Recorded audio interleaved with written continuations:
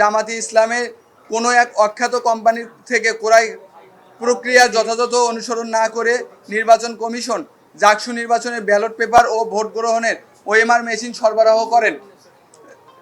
ছাত্র শিবিরের প্যানেলকে বিজয়ী করার লক্ষ্যে ভোট গণনার কারচুপি করার বিষয়টি জানাজানি হলে শিক্ষক শিক্ষার্থীদের চাপের মুখে নির্বাচন কমিশন তাৎক্ষণিকভাবে ওএমআর মেশিনে ভোট গণনার সিদ্ধান্ত পরিবর্তন করে ম্যানুয়ালি পদ্ধতিতে ভোট গ্রহণের সিদ্ধান্ত নিয়ে প্রজ্ঞাপন জারি করেন।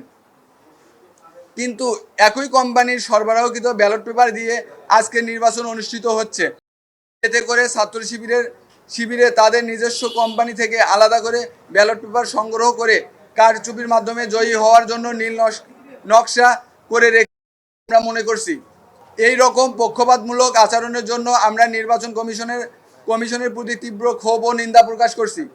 তারপরেও আমরা আশা রাখছি নির্বাচন কমিশন তাদের নিরপেক্ষতা বজায় রাখবে এবং ছাত্র শিবিরের নীল নকশা বাস্তবায়নে কোনো ধরনের অপতৎপরতা চালাবেন না।